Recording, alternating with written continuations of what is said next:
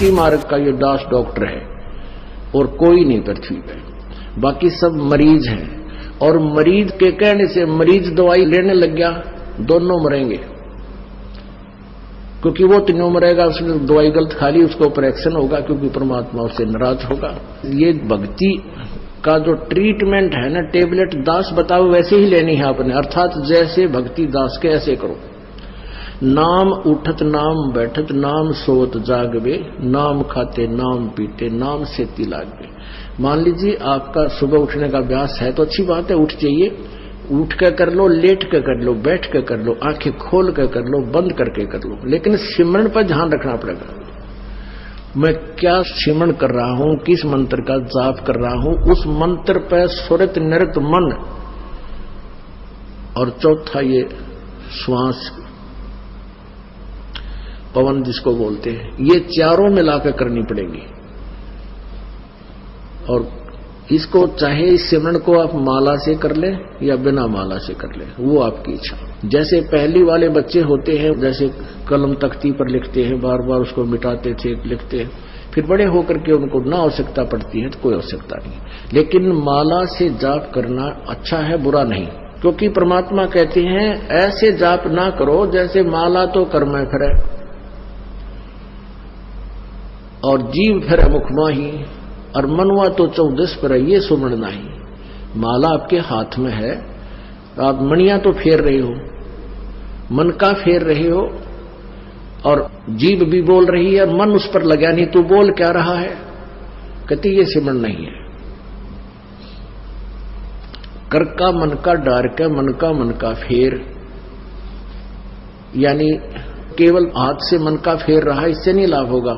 मन को इस श्वास के ऊपर लगा, यानी सांस का सिमरन करते हो तो आपको ये ज्ञान होना चाहिए मैं बोल के रहा हूं। जैसे सुमन करते हो, बाहर कौन सा मंत्र बोल रहे हैं, छोड़ रहा हूं, उसके ऊपर ध्यान हो मैंने श्वास से क्या बोला, और जब पा जाप है ये बोल के नहीं करना, यानी इसको सुरत और शब्द अभ्यास कहते हैं। सुरत और शब्द, शब्द तो ये मंत्र है, ये जैसे बाहर छोड़ा उस शब्द पर ध्यान लगावे, तो सुरत शब्द ये अभ्यास करे। सिमरन जब करे तो आपका नाम के ऊपर ध्यान हो, चित्त हो, तो वो सिमरन सही है।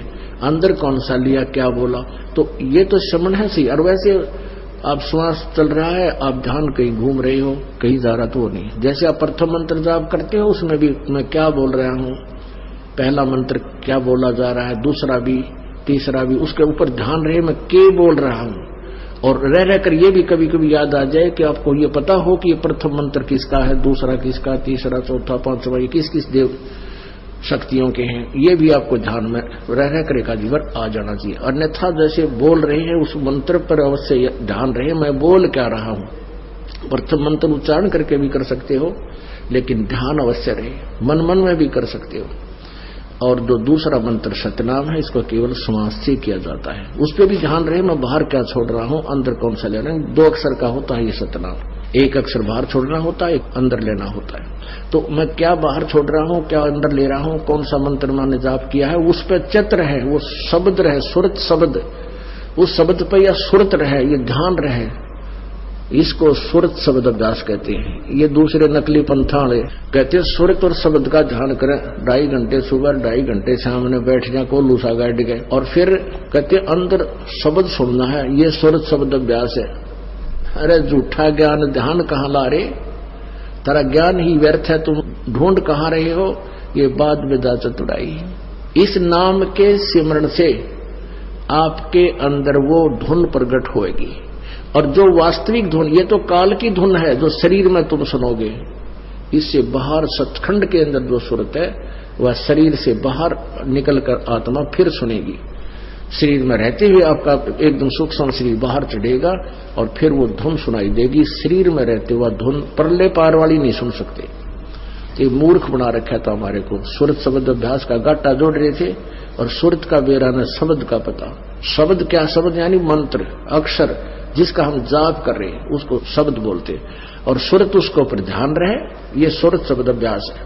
कबीर कलयुग आए कह किए बहुत जो मीत, जिन बांधा एक से ते सुख सोव न चीत। कबीर गुरु मर्याद न भक्तिपन, नहीं पिया का अधिकार, कह कबीर व्यभिचारिणी का कहीं नहीं सत्कार। अब जैसे अभी आपको पता है कि वो दो निकम्मी आत्मा, एक ने कहा इसमें भगवान आता है, 10-20 भगत खराब हो गए थे, उनका पता लगा, उनको डांटा धमकाया निकम्मियों को कि तुम बर्बाद हो जाओगे, इसी ये दुष्ट करा कितने धक्के खानते आंडे। यहाँ पहले भी कबीर साहब की वाणी यही थी, गीता जी भी यही थी, वेद भी यही थे, किसी ने कैसे का भी नहीं पता था। इस दास से थोड़ा बहुत ज्ञान सुनकर पंसारी बनना चाहते हैं, हमने तो बड़े बड़े ढाणे हैं, ये दो कुतरू फेर पैदा होते हैं। कहते हैं संगत माए कुसंगत उपजा, जैसे बन में बांस, पागिस किस आग लगा दे करे बनखंड का भी नाश। ऐसे दुष्ट टाइप के इंसान होते हैं जो संगत में से कुसंगत उपजती है। जैसे वन के अंदर बांस उग जाता है, वन में बांस होता बंबू, वो क्या होता है कि जब तेज हवा चलती है तो ऐसे थपेड़े लगते हैं, वो ऐसे आपस में घिस के और उन बांसों से आग लग जाती है और पूरे दावानल का रूप धारण कर लेती है, पूरे बनखंड को, पूरे जंगल का नाश कर देती है। कहते ऐसी नकमी आत्मा जो होती है वो संगत में से कुसंगत उत्पन्न हो जाती है, वो आपस में बकवास करके पूरी संगत का नाश कर देते हैं। तो ऐसे कीड़ों से भी हमने सावधान रहना चाहिए। कोई भी भक्ति मार्ग का आपको गाइडलाइन दास देगा, अन्य कोई नहीं दे सकता। आप जी ये भी नहीं कह सकते, किसी कोई पूछता आपसे कि सुमन कैसे करूं मैं, दूसरे मंत्र का सतनाम का सारनाम का तो आपने जिक्र करना ही नहीं है किसी के सामने।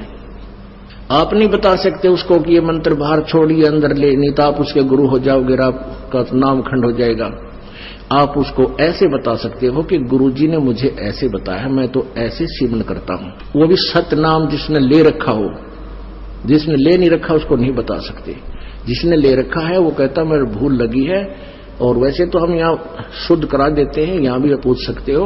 वैसे भी जिसने उपदेश ले रखा है, दूसरे ने भी ले रखा, सतनाम दोनों ने ले रखा है, उसको ये नहीं कह सकते आप कि ये पहला मंत्र ऐसे छोड़ दूसरा ऐसे ले, आपका नाम खंड हो जाए, क्योंकि आप उसके गुरु बन गए। आप उसको इतना कह सकते हो कि गुरुजी ने हमें ऐसे बताया है, ये मंत्र ऐसे छोड़ना है, ये ऐसे लेना है, वो समझ जाएगा दूसरा कि ऐसा मंत्र। और कोई सीधा बताता है तो वैसे भक्ति कर, 2 घंटे 3 घंटे सुबह कर, फलाना कर, ये मंत्र ऐसे कर, वो तुम्हारा गुरु बन गया। वो दुष्ट आत्मा ने तेरा भी नाम खंड कर दिया और भक्ति नाश होगी आपकी। तो इस प्रकार के जो मिस हैपनिंग आपके साथ होती है, आपकी भक्ति के ना करवा देती है। उसके लिए आपने पुनरुपदेश लेना पड़ता है, परमात्मा रजा बख्श देते हैं। कहते हैं कबीर गुरु मर्याद ना भक्तिपन, और नहीं पिया का अधिकार।